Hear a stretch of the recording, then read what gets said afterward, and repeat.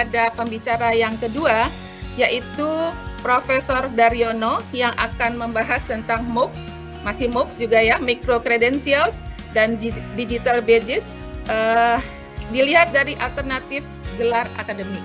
Sebelumnya, saya akan bacakan dulu biodata beliau.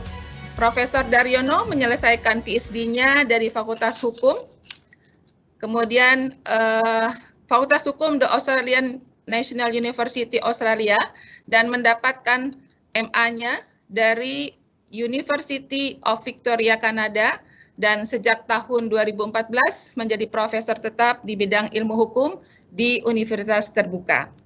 Mendapatkan tugas tambahan sebagai Dekan Fakultas Hukum, Ilmu Sosial, dan Ilmu Politik pada tahun 2010 sampai dengan 2018, dan saat ini beliau adalah Kepala Pusat Riset dan Inovasi Pendidikan Terbuka dan Jarak Jauh, jadi sangat tepat membicarakan tentang topik kita kali ini. Minat penelitian meliputi bidang properti, hukum, dan pengembangan dan pendidikan terbuka. Dan pada tahun 2010 sampai 2013 sebagai anggota penelitian kolaboratif internasional The Open Education Resources atau OER yang didanai oleh International Development Research Center Kanada. Ya, jadi tentunya dengan kapasitas beliau, kami yakin ilmu yang akan di-sharing kali ini sangat bermanfaat bagi kita. Saya persilakan Prof untuk menyampaikan dengan waktu 20 menit mulai dari sekarang. Oke, baik. Terima kasih Ibu Lilis, moderator.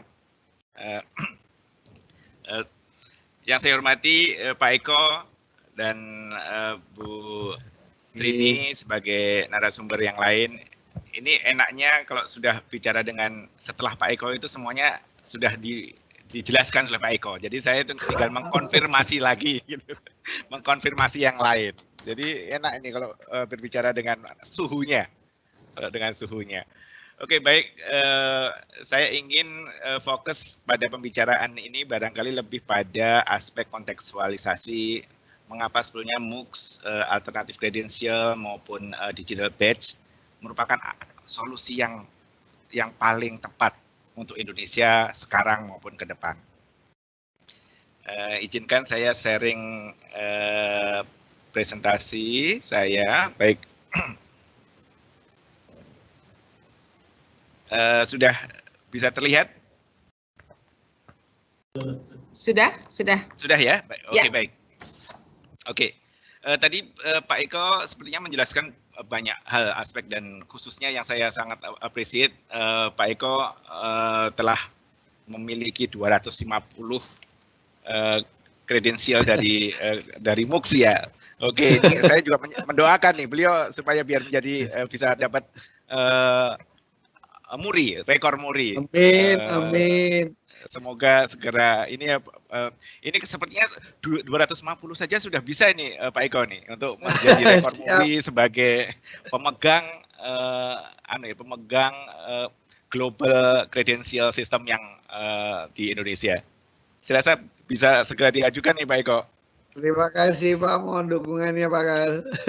Oke, pasti. Oke, ya, baik. Prof. Terima kasih Prof. Bapak dan Ibu sekalian serta teman-teman di seluruh yang hadir pada saat knowledge sharing forum ini. Sebelumnya saya ingin menyampaikan terkait dengan challenge apa yang dihadapi Indonesia ke depan, khususnya terkait dengan demografi.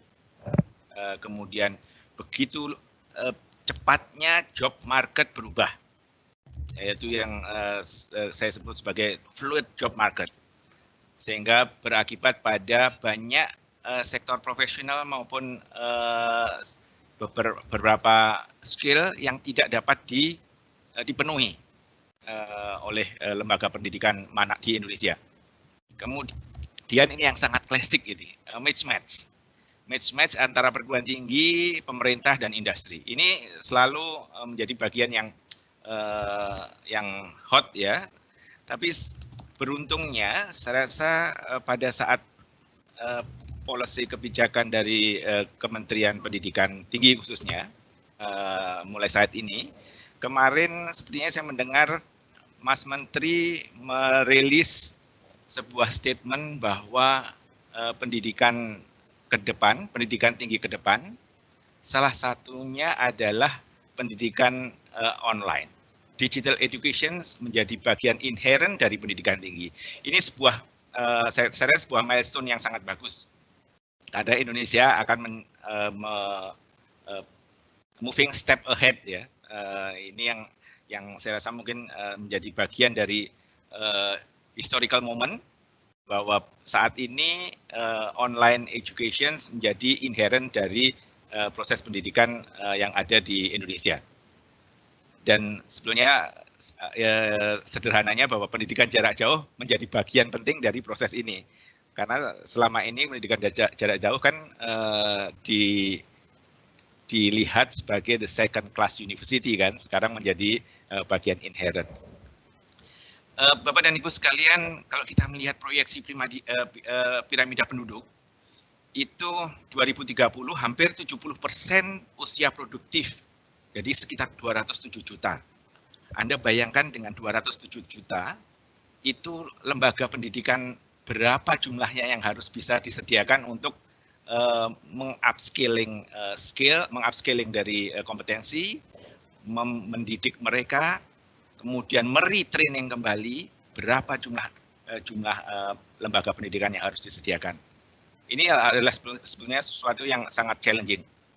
Dengan adanya 207 juta, itu saya rasa mungkin perguruan tinggi di Indonesia mungkin harus 3 kali atau 4 kali lipatnya baru bisa memenuhi target dari di 2030 untuk upscaling maupun mengupgrade sekitar 207 juta penduduk.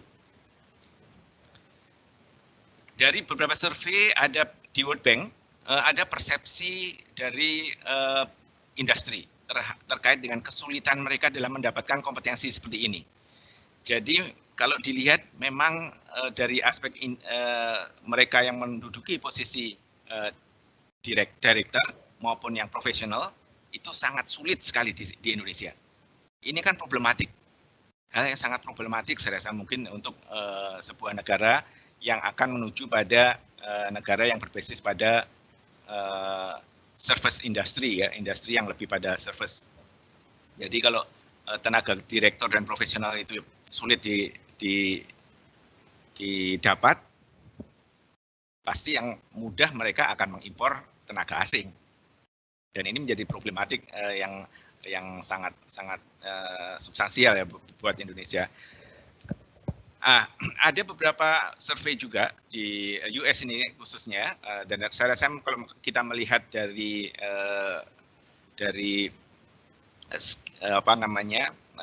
poin-poinnya itu tidak jauh berbeda juga di Indonesia juga seperti ini.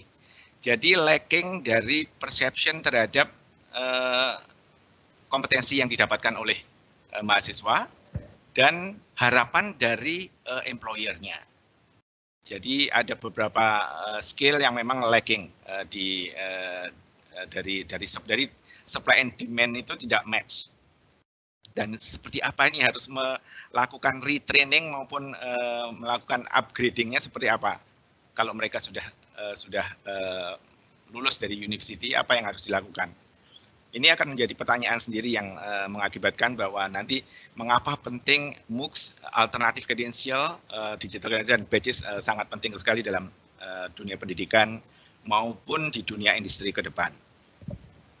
Mismatch 3 aspek ini sebenarnya yang sampai sekarang juga belum solve properly ya, sehingga memang dimulai dari Pak Menteri, Mas Menteri sudah memulai untuk menggabungkan kalau dalam beberapa kan triple helix itu.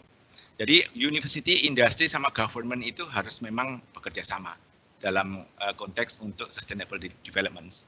Sehingga diharapkan overlap yang intersection dari 3 ini menjadi semakin besar. Dan ini adalah bagian dari bagaimana pemerintah meng-create responsif policy ke depan.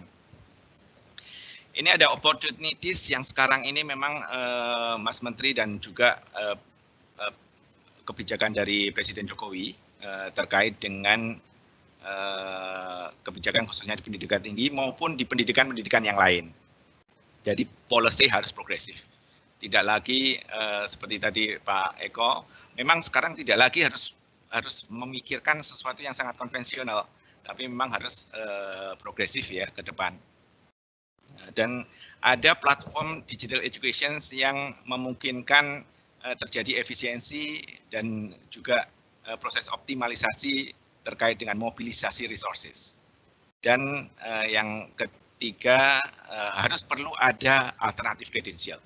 Alternatif kredensial inilah sebetulnya yang akan menjadi bagian penting di dalam proses bisnisnya university ke depan, karena dianggap S1 yang 3 tahun itu kemungkinan terlalu lama. Jadi S1 3 tahun, S1 sekarang itu di Indonesia 4 tahun ya, kalau di luar negeri 3 tahun. Kalau di Indonesia 4 tahun minimal. Itu terlalu lama. Sehingga dalam 4 tahun itu mungkin mahasiswa sudah obsolete knowledge-nya, pengetahuannya. Jadi alternatif kredensial inilah yang tadi Pak Eko juga sebutkan sebagai apakah itu berupa badges, berupa micro courses, atau berupa digital kredensial yang terkait dengan kompetensi-kompetensi khusus, kompetensi tertentu. Ini salah satu policy Indonesia. Diharapkan visi Indonesia di 2045 memang stressing out-nya pada pembangunan SDM, dan saya sangat setuju sekali. Semua saya rasa mungkin tidak ada yang objection ya, karena memang SDM harus menjadi prioritas pembangunan dalam pembangunan bidang di Indonesia yang utama, dan penguasaan ilmu pengetahuan dan teknologi. Kemudian melanjutkan dari kebijakan itu, baru saja memang Mas Menteri melanjutkan terkait dengan Merdeka Belajar. Ini sebuah hal yang sangat baik. Dengan Merdeka Belajar artinya hampir 30% mahasiswa diberikan kebebasan untuk mencari ataupun belajar dengan yang lain. Salah satu reason-nya sebetulnya sederhana sekali, tapi juga make sense menurut saya.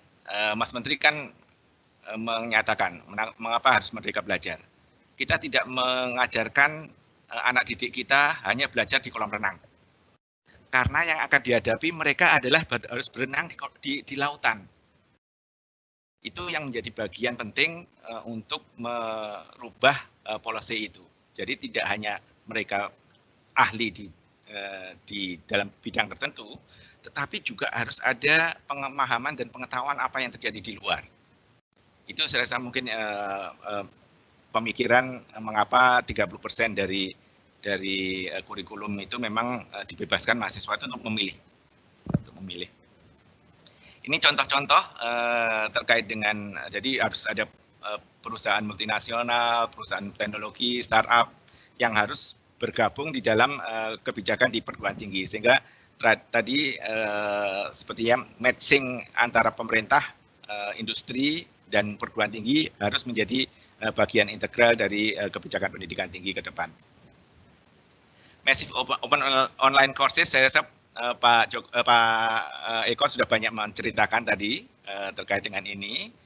Jadi perkembangannya itu begitu masif, perkembangannya begitu cepat sekali MOOCs ini, karena memang sangat ditunggu oleh orang-orang, sangat ditunggu oleh masyarakat dalam kaitannya untuk mengupgrade atau upscaling pengetahuan mereka yang sudah obsolete. Tidak hanya para mahasiswa yang baru lulus, tapi juga para pekerja yang sedang ada di pekerjaannya, tetapi mengerjakan pekerjaan yang berbeda. Hal-hal seperti inilah sebetulnya sangat potensial sekali. Kenapa MOOCs begitu penting sebagai proses untuk peningkatan sumber daya manusia ke depan.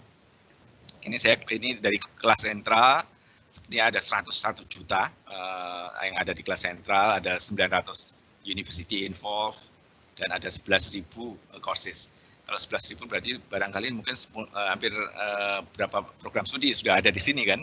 Jadi ini hal yang penting sepertinya kalau sudah ada dan lebih baik seperti yang tadi Pak Eko sebutkan, bahwa di dalam studi itu karena memang dosennya adalah dosen-dosen yang memiliki academic integrity yang tinggi, sehingga course-nya pun juga memiliki kualitas yang sangat baik. Ini contoh-contoh dari MOOCs yang ada.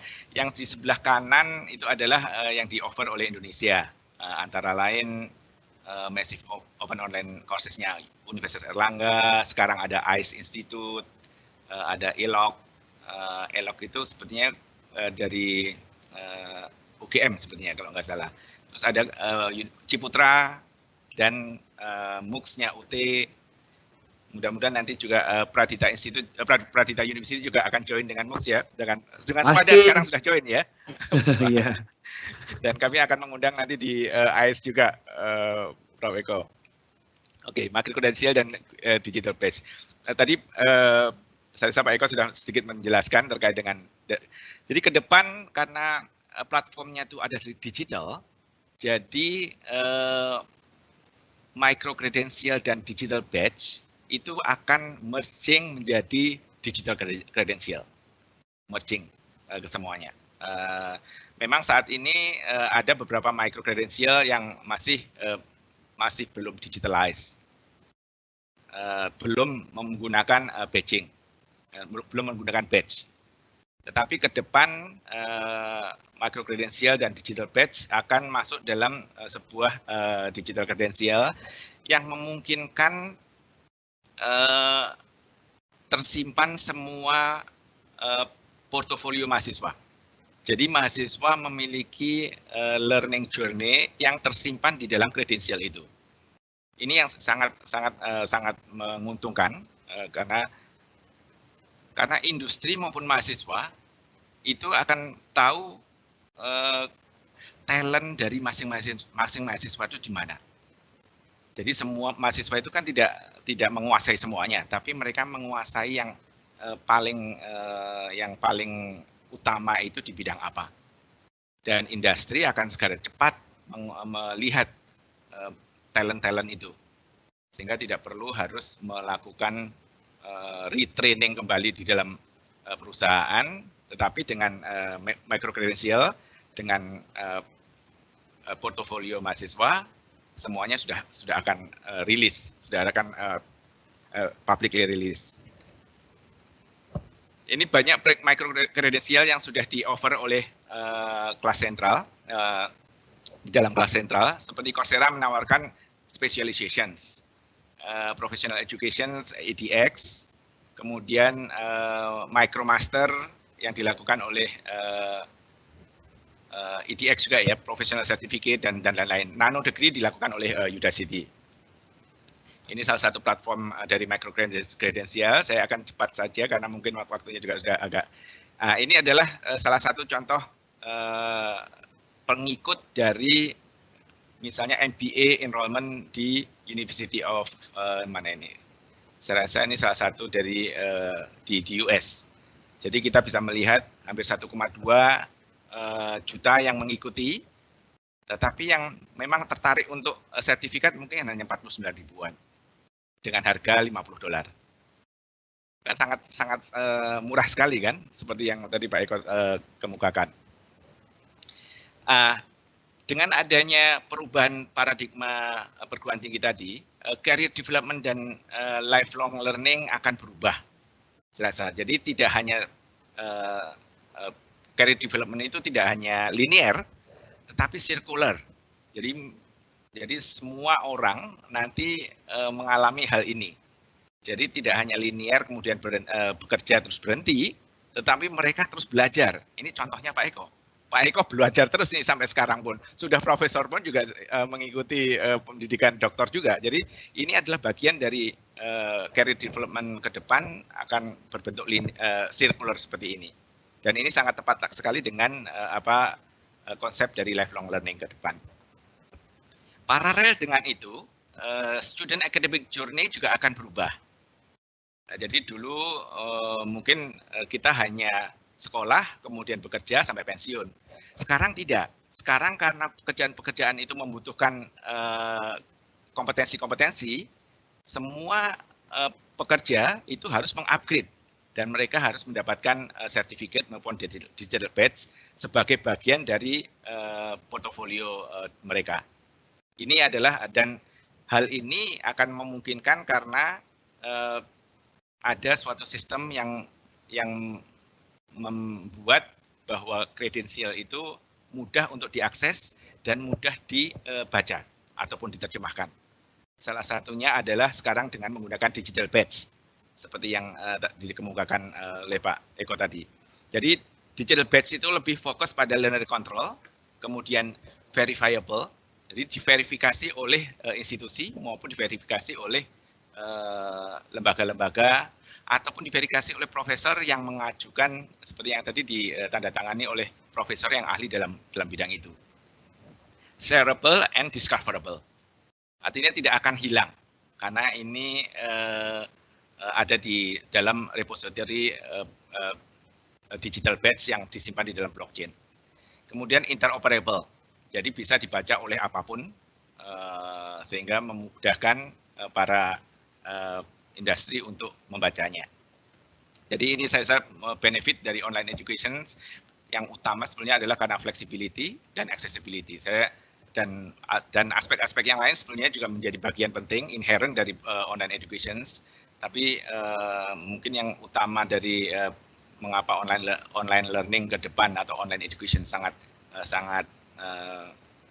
diminati oleh banyak industri, mahasiswa maupun masyarakat karena ada faktor flexibility. Kenapa alternatif gelar akademik penting? Karena dapat mengatasi resource constraint. Resource constraint artinya bahwa tadi kalau enrollment kita hampir 120 juta harus di-upgrade, scaling up mereka, sepertinya tidak ada lembaga pendidikan yang bisa menghandle sebanyak itu. Kalau tidak dengan MOOCs. Kemudian job market yang sangat berubah. Tadi job market yang berubah sehingga memungkinkan setiap peserta atau setiap mahasiswa itu atau setiap pekerja bisa me-upskill pengetahuannya kapan saja. Increase flexibility tadi yang seperti dikemukakan karena micro-credential dan meningkatkan visibility-nya. Jadi karena micro-credential global sifatnya, jadi visibility dari kompetensi seseorang menjadi global, meningkatkan visibility, security, dan integrity. Jadi saya rasa itu yang dari saya. Terima kasih, saya kembalikan kepada moderator. Mudah-mudahan waktunya tepat ya nih ya. Lewat sedikit. Ya, lewat sedikit tapi menarik sajiannya ya. Terima kasih Prof. Daryono atas sajiannya. Ada dua hal yang menurut saya menarik ini bahwa ternyata micro credentials itu peluangnya sebagai alternatif gelar akademik itu sangat besar ya Prof ya, terutama di era new normal saat ini. Kemudian yang kedua adalah bagaimana digital credential ini sebagai sarana mahasiswa untuk penyimpanan learning journey-nya ya, yang dapat kemudian dipergunakan secara cepat oleh talent-talent itu oleh dari pihak-pihak industri maupun kalangan lainnya. Itu terima kasih Prof atas paparannya. Ya, tapi tetap tahan ya Prof ya. Kita pertanyaan tetap mengalir ini. Kami sedang menampung pertanyaan-pertanyaan dan siap untuk nanti dijawab oleh para narasumber.